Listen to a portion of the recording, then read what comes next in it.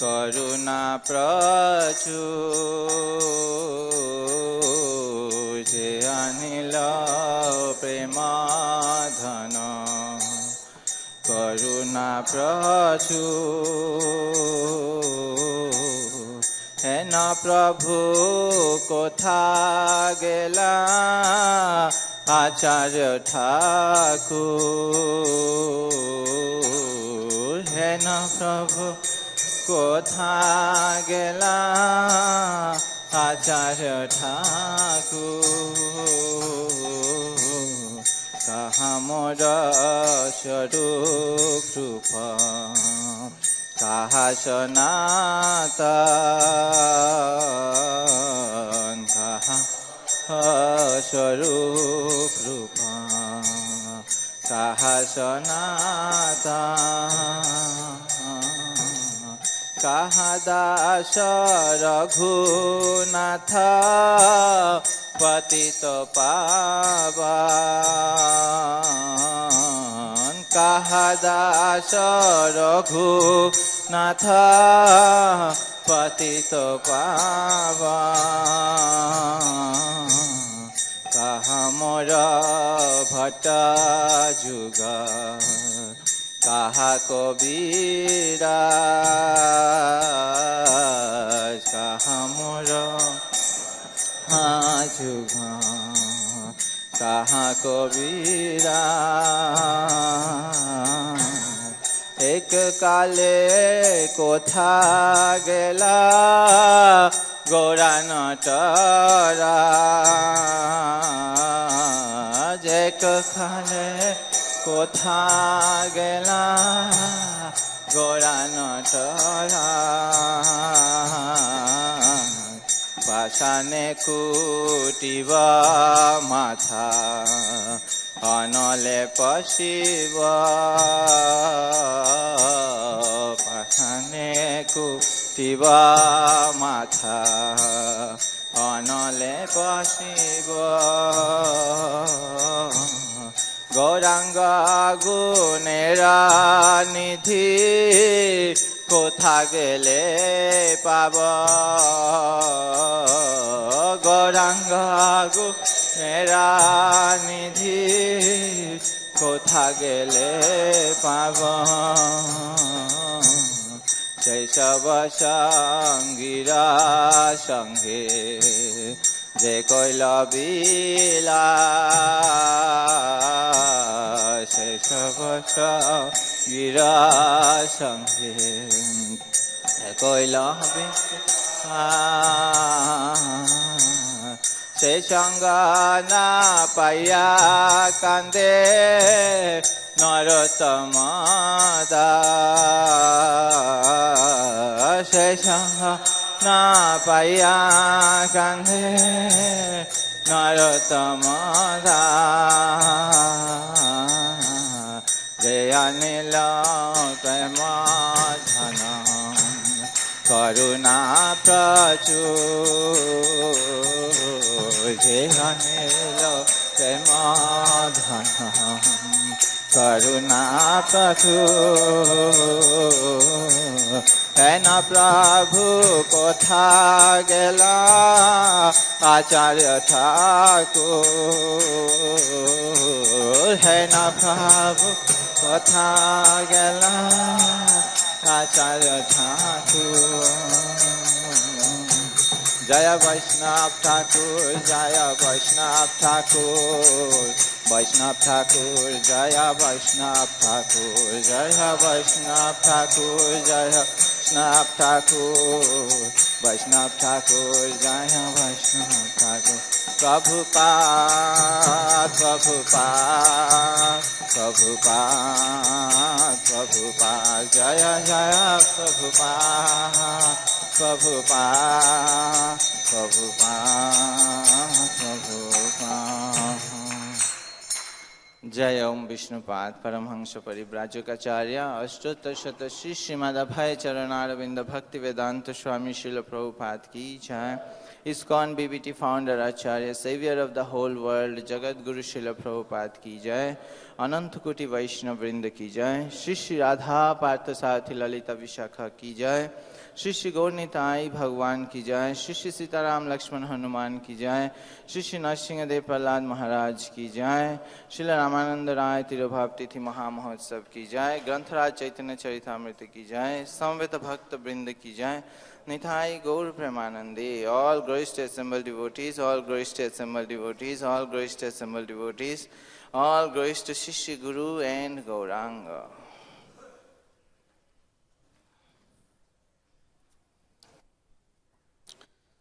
Jaya Jaya Shri Chaitanya Jaya Nityananda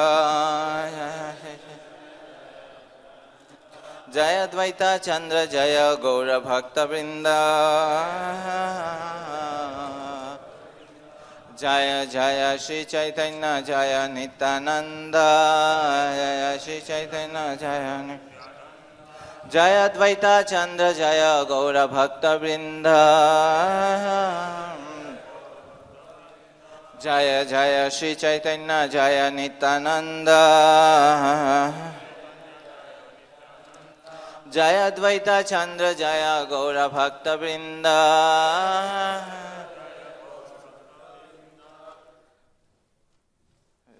हरे कृष्ण। तो हम पढ़ेंगे चैतन्य चरितामृत अंतलीला अध्याय 5 और श्लोक संख्या 80।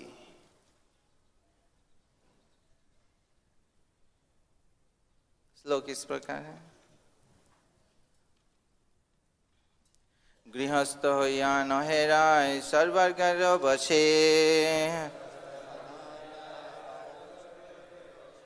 विषयी हय्या सन्ना शिरे उपदेशे गृहस्थ हय्या नहेराय सद्वर्गर बसे विषयी हय्या सन्ना शिरे उपदेशे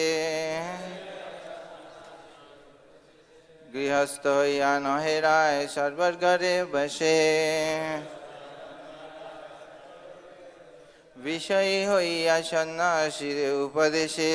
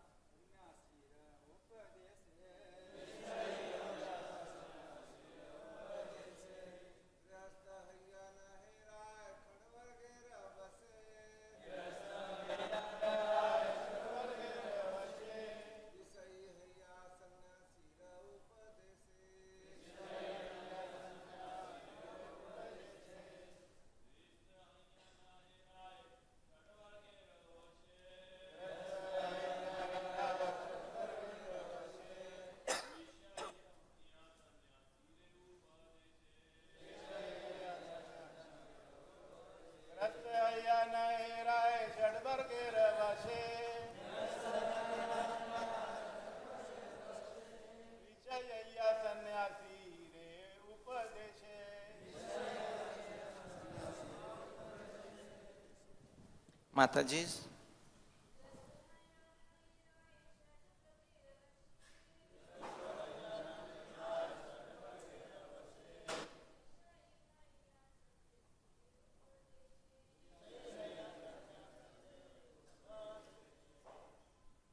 शब्दार्थ गृहस्थ होया एक गृहस्थ होकर न है नहीं है राय रामानंद राय षड्वर्गेर वशे 6 प्रकार के शारीरिक परिवर्तनों से के वश में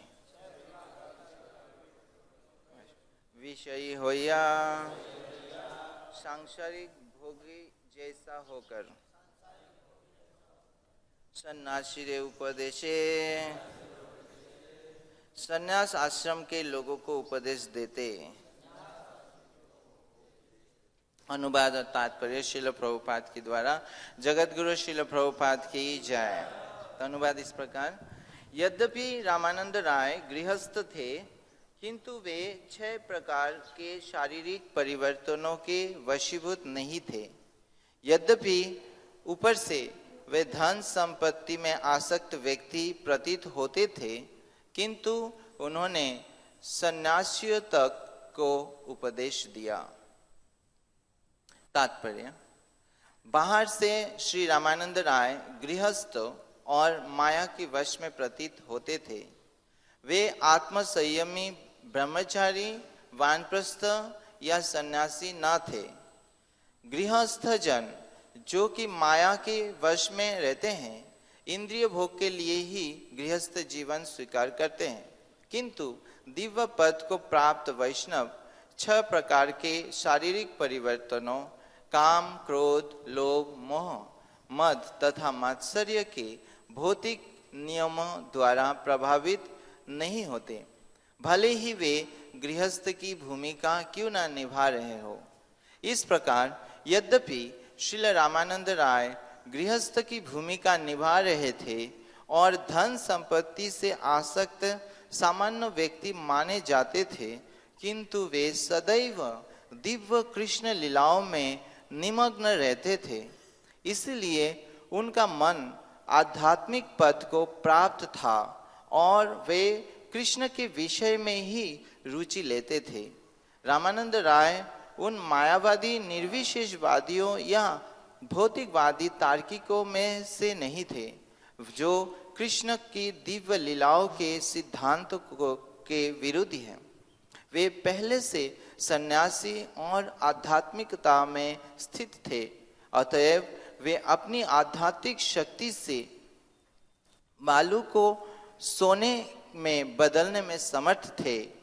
दूसरे शब्द में वे किसी व्यक्ति को भौतिक पद से आध्यात्मिक पद तक ऊपर उठा सकते थे। ओम अज्ञानतिमिरान्धस्य ज्ञानाञ्जनशलाकया चक्षुरुन्मीलितं येन तस्मै श्रीगुरवे नमः। श्रीचैतन्यमनोभीष्टं स्थापितं येन भूतले स्वयं रूपकदा मह्यं ददाति स्वपदान्तिकम्। वन्देऽहं श्रीगुरु श्रीयुतापदकमलं श्रीगुरून् वैष्णवांश्च श्रीरूपां साग्रजातां सहगण रघुनाथान्वितं तं सजीवं साद्वैतं सवधूतं परिजनसहितं कृष्णचैतन्यदेवं श्रीराधा कृष्णपादान् सहगण ललिता श्रीविशाखान्वितंश्च। हे कृष्ण करुणा सिंधु दीनबंधु जगत्पते गोपेश गोपिका कांत राधा कांत नमस्तुते। तप्त कांचन गौरांगी राधे वृंदावनेश्वरी वृषभानुसुते देवी प्रणमामि हरिप्रिये। वाञ्छाकल्पतरुभ्यश्च कृपा सिन्धुभ्येव च पतितानां पावनेभ्यो वैष्णवेभ्यो नमो नमः। जय श्री कृष्ण चैतन्य प्रभु नित्यानंद श्री अद्वैत गदाधर शिवासादि गौरभक्तवृंद। हरे कृष्णा कृष्ण कृष्ण हरे हरे, हरे राम राम राम हरे हरे। नमो विष्णुपादाय कृष्ण पृष्ठाय भूतले श्रीमते भक्तिवेदांत स्वामिनिते नामिने। नमस्ते सरस्वती देवे गौरवाणी प्रचारिणे निर्विशेष शून्यवादी पाश्चात्य देश तारिणे। हरे कृष्ण। आज बहुत ही पवित्र दिन है। आज श्रील रामानंद राय के तिरुभाव तिथि है। तो यहाँ पे इस श्लोक में कृष्णदास कविराज गोस्वामी वर्णन करते हैं रामानंद राय के दिव्य गुणों का। तो ये बताते हैं कि रामानंद राय एक साधारण व्यक्ति नहीं थे। जो साधारण व्यक्ति को इस शारीरिक परिवर्तन होता है, काम, क्रोध, लोभ, मोह, मद तथा मात्सर्य, रामानंद राय इन सब से परे थे और वो उनका स्थिति ऐसे था, ऐसे दिव्य स्थिति था कि वो गृहस्थ होते हुए भी वो सन्यासी को भी उपदेश दे सकते थे। श्रील प्रभुपाद यहाँ पे वर्णन करते हैं। तो हम थोड़ा रामानंद राय के विषय में चैतन्य चरितामृत में कहीं जगह पे वर्णन मिलता है, तो हम थोड़ा प्रयास करेंगे उनके विषय में थोड़ा चर्चा करने का। तो रामानंद राय वो जैसे यहाँ पे वर्णन है, वो गृहस्थ थे और ऐश्वर्यशाली थे। तो वो जो है वो एक बहुत ही उच्च पद में स्थित थे। प्रभुपाद कई बार बोलते हैं कि ऐसा नहीं है जो भक्ति में आते हैं उनका कोई भौतिक दृष्टि से कई बाहर के लोग सोचते हैं कि भक्ति वो लोग जिनको कोई और कार्य नहीं है वो भक्ति में आ जाते हैं। बाहर के लोगों को कुछ पता नहीं है तो ऐसे सोचते हैं। लेकिन प्रभुपाद बताते हैं हमारा आचार्य वृंद में जब हम देखते हैं सारे आचार्य वो बहुत ऊंची पोजीशन में थे भौतिक दृष्टि से, और वो महाप्रभु की सेवा में पूरे तरह से समर्पण किए। तो यहाँ पे हम देखते हैं रामानंद राय भी बहुत ऊंचे पोजीशन में थे, बहुत ही ज्ञानी थे, और वो उस समय दक्षिण भारत के गवर्नर थे। तो पूरा राज्य का भार उनको राजा प्रताप रुद्र ने दिया था और वो दक्षिण भारत में गवर्नर का भूमिका निभा रहे थे। जैसे ही देखा महाप्रभु को तो वो समझ गए कि ये ही जो है मेरा प्रभु है। और रामानंद राय दूर से वो अपनी गवर्नर की पोजीशन भूल के सर्व उपाधि विनिर्मुक्तम तत्परतन निर्मलम ऋषिकेन ऋषिकेश सेवनम भक्ति रुच्यते, सारे उपाधि से मुक्त होकर। तो रामानंद राय उस समय भूल गए कि मैं गवर्नर हूँ, मेरा साथ इतने लोग हैं, मैं इतने लोगों को नियंत्रण करता हूँ, सब भूल गए। और वो दूर से महाप्रभु को दंडवत प्रणाम किए और फिर महाप्रभु उनको आलिंगन किए और महाप्रभु बोले कि मेरा इच्छा था आपसे मिलने का, और क्योंकि सार्वभौम भट्टाचार्य ने कहा था और मैं सोच रहा था कैसे मिलूं आपको, और मुझे कोई प्रयास नहीं करना पड़ा। ये भगवान की कृपा है कि आप का साथ यहाँ पे मुलाकात हो गया। और इस तरह से महाप्रभु फिर उनका साथ उनको आलिंगन करते हैं। और जैसे ही महाप्रभु रामानंद राय को आलिंगन करते हैं तो रामानंद राय का भाव प्रकट होता है और वो भावावेश में आते हैं और रोते हैं, और दिव्य भक्ति का दिव्य जो है सिम्टम वो प्रकट होने लगे। महाप्रभु भी रोने लगे, रामानंद राय भी रोने लगे। तो वहाँ पे प्रभुपाद वर्णन करते हैं कि रामानंद राय वास्तव में कौन थे? विशाखा देवी थे, विशाखा सखी। और भगवान चैतन्य महाप्रभु कौन थे? कृष्ण स्वयं और राधा रानी स्वयं। तो विशाखा देवी जो है राधा रानी और कृष्ण से जैसे ही वो मिलते वो जो है उनका स्वाभाविक अट्रैक्शन कृष्ण की प्रति, राधा रानी की प्रति है। तो इसलिए जैसे ही महाप्रभु से वो मिले और महाप्रभु के आलिंगन प्राप्त हुआ, वो जो है दिव्य भाव का प्रकट करने लगे।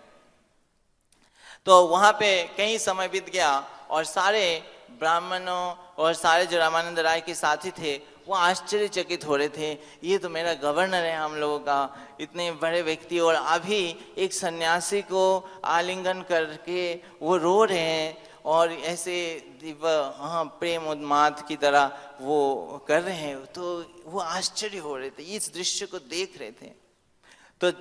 तो अचानक महाप्रभु देखने लगे कि ये लोग भी इसको देख रहे हैं लेकिन वो समझ नहीं पाएंगे। तो उन सब लोगों के लिए उन्होंने क्या किया, उस अपने भाव को जो है कंट्रोल किया और फिर रामानंद राय से बोले कि जो है आपसे मुझे मिलना है। और उन्होंने कहा कि सार्वभौम भट्टाचार्य ने मुझे कहा आपसे मिलने के लिए। तो रामानंद राय बोले कि ये सार्वभौम भट्टाचार्य मेरे बहुत ही हिताकांक्षी प्रिय मित्र है और उन्होंने मेरे कल्याण के लिए, मेरे उद्धार के लिए उन्होंने आपको ये कृपा बरसाने के लिए रिक्वेस्ट किया और सार्वभौम भट्टाचार्य की कृपा के कारण ही आज मुझे आपका दर्शन हो रहा है। तो आप कृपा करके कुछ दिन रुकिए और मुझे जो है शुद्ध कीजिए। तो उसी समय फिर एक ब्राह्मण आके महाप्रभु को भोजन के लिए निमंत्रण करते हैं। तो महाप्रभु उस भोजन को स्वीकार करते हैं और रामानंद राय से बोलते हैं कि आप विदाई लेते उस समय गोदावरी की नदी के तट पर और बोलते हैं कि हम फिर से मिलेंगे। तो उस ब्राह्मण के घर में जो है महाप्रभु रुक ठहरेंगे और रामानंद राय महाप्रभु से वहाँ पे मिल सकते हैं। श्री श्री राधा पार्थ सारथी ललिता विशाखा की जय। श्री श्री गौरनिताई भगवान की जय। श्री श्री सीताराम लक्ष्मण हनुमान की जय। श्री नरसिंहदेव प्रहलाद महाराज की जय। तो वहाँ पे मिल सकते हैं। तो उसके बाद फिर रामानंद राय चले गए और महाप्रभु उस ब्राह्मण के घर में गए और फिर शाम को रामानंद राय ठीक महाप्रभु से मिलने के लिए आए उस ब्राह्मण के घर में।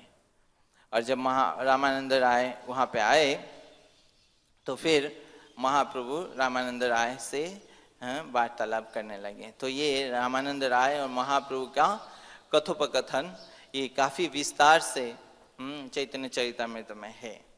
उस कथोपकथन, उस कन्वर्सेशन के अंत में कृष्णदास कविराज गोस्वामी वर्णन करते हैं कि ये जो कन्वर्सेशन है, ये जो कथोपकथन है, वो एक प्रकार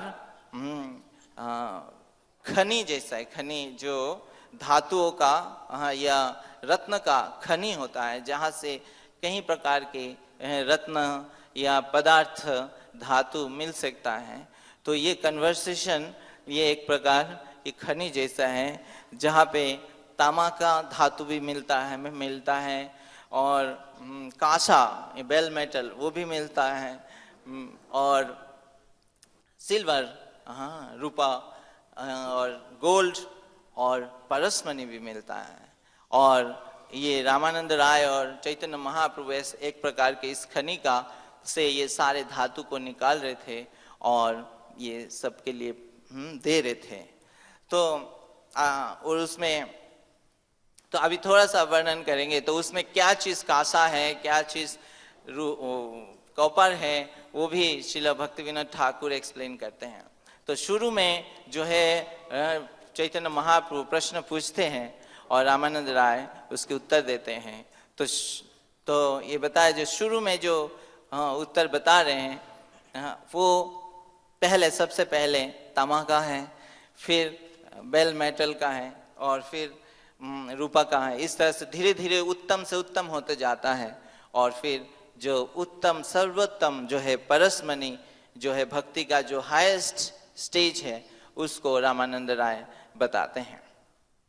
और इस कन्वर्सेशन में बार बार ऐसे महाप्रभु ऐसे लीला कर रहे थे कि जैसे महाप्रभु जानना चाहते हैं और रामानंद राय ये सारे जानते हैं और रामानंद राय से महाप्रभु सुनते हैं। लेकिन रामानंद राय जानते हैं कि ये सारे महाप्रभु की कृपा है और वो बार बार इस बात को पुष्टि कर रहे थे कि मैं तो वक्ता नहीं हूँ, मैं तो केवल आप जो मेरे से बुलवाते हैं वो ही मैं बोल रहा हूँ।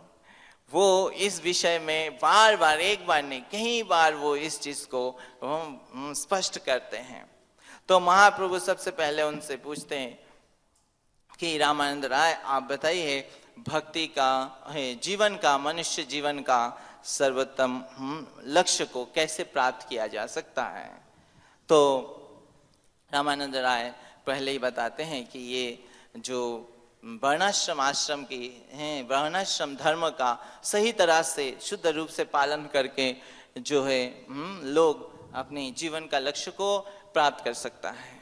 तो ये क्या है, ये तामा जैसा है कि वर्णाश्रम धर्म का पालन करना। तो महाप्रभु सुन के बोलते हैं कि ये एक्सटर्नल है, ये बाह्यिक है, लेकिन आप कुछ और बताओ। तो फिर रामानंद राय कहते हैं कि सारे कार्य, जो भी कार्य कोई करता है वो भगवान को अर्पण करके करें। जद करोषि जदश्नासि जद जोहोषि ददासि यद। तो इस प्रकार से वो बोल रहे थे कि सारे कार्य को भगवान पे अर्पण करना। तो के समय बहुत ही दुर्लभ है और बहुत ही अपॉर्चुनिटी है कि इसको हम कृष्ण की प्रेममय सेवा में हम उसको लगा सकें और भक्ति का अभ्यास कर सकें। तो उसी प्रकार रामानंद राय और चैतन्य महाप्रभु की कथोपकथन सारा रात चला और सुबह हो गया। अब रामानंद राय को अपने गवर्नर के ऑफिस में जाना है, उनको कार्य करना है। तो महाप्रभु ने उनको विदाई दिया। और तो विदाई देने से पहले रामानंद राय महाप्रभु से बोलते हैं कि महाप्रभु से चरण पकड़ते हैं और बोलते हैं कि आपने बहुत कृपा की मुझे, मेरे ऊपर, और मैं आपसे रिक्वेस्ट करता हूँ कि आप कुछ दिन यहाँ पे रुक के जाएं, एटलीस्ट 10 दिन आप यहाँ पे रुके और मुझे आप कृपा कीजिए, मुझे शुद्ध कीजिए। रामानंद राय से बोलते हैं। और महाप्रभु क्या बोलते हैं? महाप्रभु बोलते हैं कि यही छे सुनिलुम तेई छे देखिलुम तुम्हार महिमा। कि मैंने जैसे सार्वभौम भट्टाचार्य से आपके गुण के विषय में सुना था, आपकी क्वालिटी सुना था, अब ऐसे ही क्वालिटी मैंने आपको देखा है। आपका जैसे सुनिलुम तेईछे देखिलुम तुम्हारो महिमा। राधा कृष्ण प्रेम रस ज्ञानरो तुम्ही सीमा। कि राधा कृष्ण का प्रेम रस का जो सीमा है वो केवल आप ही जानते हो। 10 दिन का कथा यावत आमी जीवो। 10 दिन का क्या बात है? जब तक मैं रहूंगा इस धरती पर, तावत तुम्हारे संग छाड़ीते नारीबो, तब तक मैं आपका संग त्याग नहीं कर सकता। श्री रामानंद राय की जय, श्री चैतन्य महाप्रभु की जय। तो इस प्रकार से महाप्रभु ने रामानंद राय को कहा। और उसके बाद फिर अगले दिन, तो उस दिन सुबह चले गए रामानंद राय अपनी गवर्नर के कार्य करने में, और फिर कार्य करके रात को फिर से शाम को वापस आए महाप्रभु के पास, महाप्रभु की सेवा करने के लिए, संग देने के लिए, और लेने के लिए। तो वहां पे फिर अगले दिन महाप्रभु दूसरे प्रश्न पूछते हैं, और इसमें से कई सारे आप जानते हो तो आप लोग बता सकते हैं आंसर अगर जानते हैं तो। कि महाप्रभु उनसे पूछते हैं सारे ज्ञानों में से सबसे श्रेष्ठ ज्ञान क्या है? तो क्या है? कृष्ण भक्ति का ज्ञान। तो ये जो ज्ञान, जो प्रभुपाद ने जो ये इंस्टीट्यूट खुला है इस्कॉन, ये इंस्टीट्यूट, ये उस ज्ञान को देने के लिए जो सर्वोत्तम ज्ञान है। फिर what is most glorious activity या अचीवमेंट, सबसे बड़ा कार्य क्या है, या सबसे बड़ा ख्याति क्या है? तो किस नाम से जानना, वो बता रहे कि reputation of becoming a devotee of Krishna. कई सारे चीज सब बनना चाहते हैं, लेकिन सबसे बड़ा स्थिति क्या है, पद क्या है? एक भक्त का पद। What is the greatest wealth? कि सारे धन में से सबसे श्रेष्ठ धन क्या है? क्या है? प्रेम धन। राधा कृष्ण की प्रेम धन। तो इस धन से जिनके पास नहीं है वो सारे क्या हैं? गरीब हैं, है नहीं? कितना भी धन हो तो हम सब निर्धन हैं। अभी हम धन प्राप्त करने का प्रयास कर रहे हैं, पर हाँ, तो ये हाँ असली धन है जो हमें प्राप्त करना है। What is the most painful? सबसे कष्ट क्या है इस जीवन में? इस हाँ भक्त के संग से बिछड़ जाना। हाँ देखिए भक्त के संग कितना महत्वपूर्ण है? लेकिन नहीं समझ पाते हम लोग नहीं समझ पाते हैं। जो प्रभुपाद ने इतना आसान कर दिया हम लोगों के लिए, नहीं तो पहले जमाने में कहाँ मतलब कैसे मिल पाते थे हम लोग, मिल पाते हैं है कि नहीं? काफी इतना आसान हो गया। What is the highest liberation? सबसे बड़ा मुक्ति क्या है? हाँ ये कि भगवान के प्रेम को प्राप्त करना। फिर बताते हैं कि क्या चीज हमें हर समय याद करना चाहिए? क्या चीज का याद करना चाहिए? हाँ? भगवान के नाम, लॉर्ड्स। और उस समय रामानंद राय बोलते हैं कि जिस प्रकार भगवान ने सृष्टि की प्रारंभ में ब्रह्मा जी को ये ज्ञान, सारे ज्ञान उनके हृदय में दिया, मुझे ऐसा ही लगा।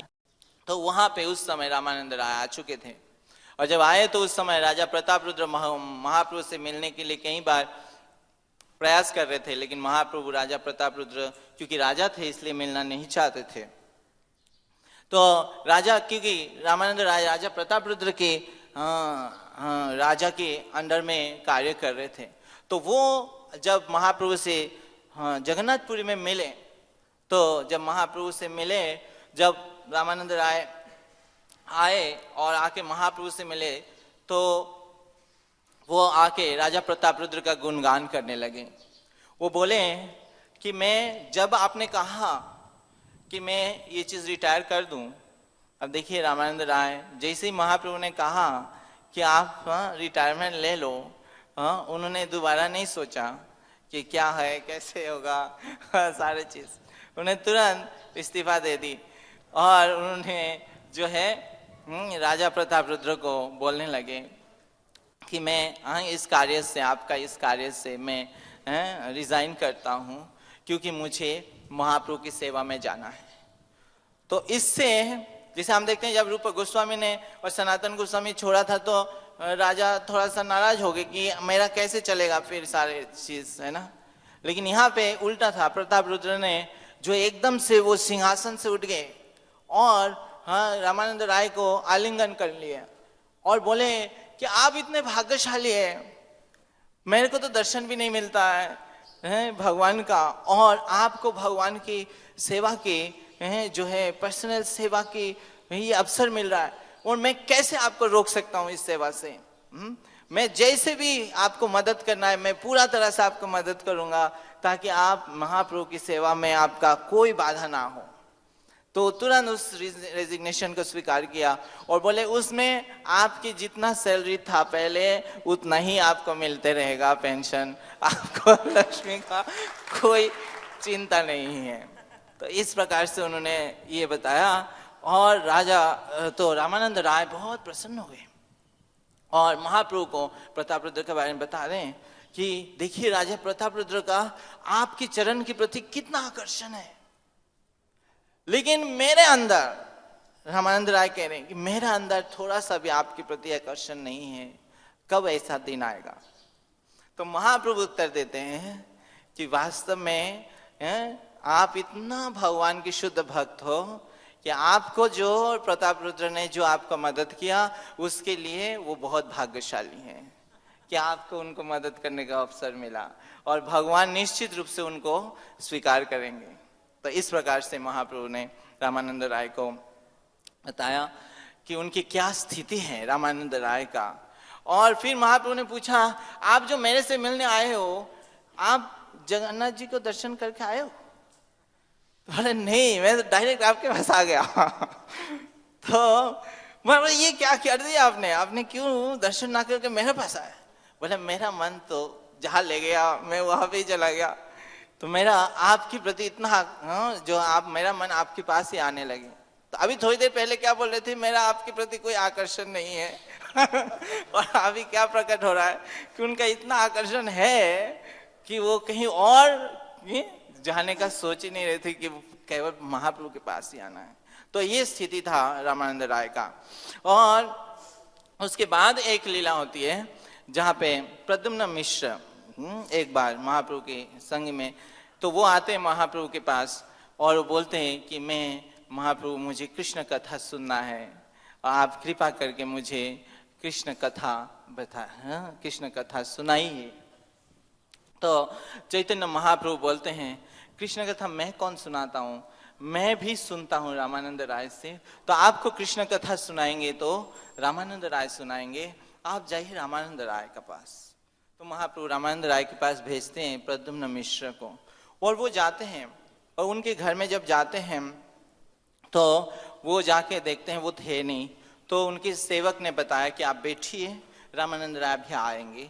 और वो क्या कर रहे थे, वो जगन्नाथ जी के लिए वहाँ पे नृत्य के लिए जो देवदासी है उनको वो ट्रेनिंग दे रहे थे।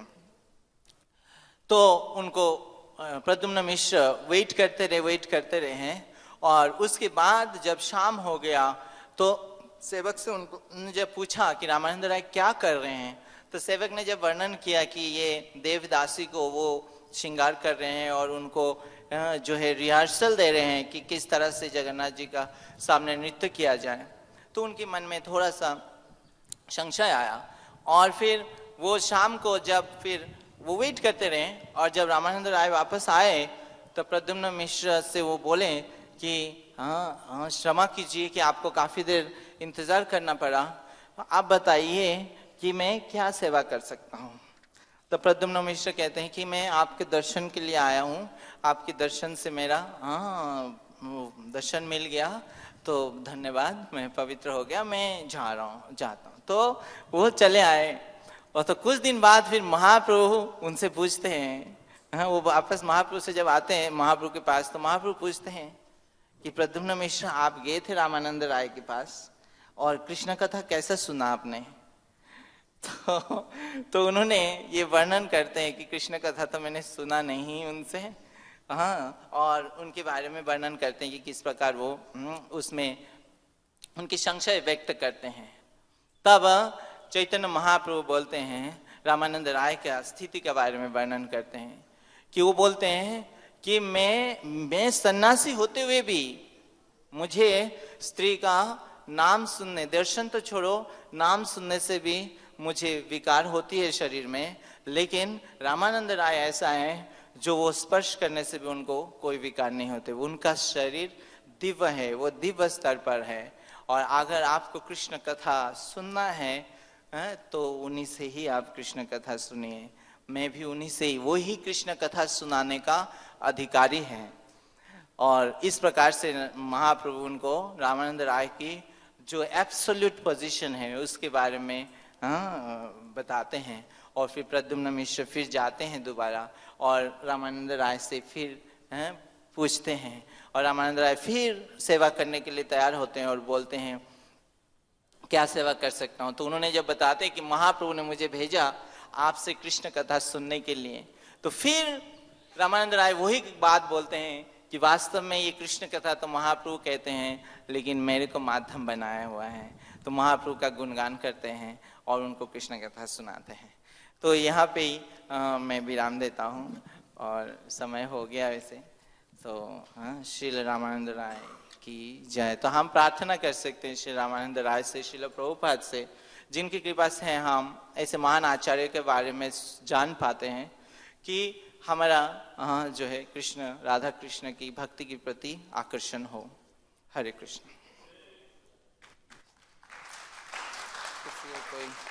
हरे कृष्ण। बहुत बहुत धन्यवाद। तो प्रभु जी ने बहुत अच्छा वर्णन किया रामानंद राय की जो स्थिति है और श्री चैतन्य के साथ कैसे उनके संबंध हुए, व्यवहार हुए। तो इसमें जो बताया गया है कि श्री चैतन्य रामानंद राय का गुणगान कर रहे हैं और वो स्वयं सन्यासी हैं और रामानंद राय गृहस्थ हैं, और वे जो है उनकी स्थिति बताते हैं कि मुझसे ऊपर है।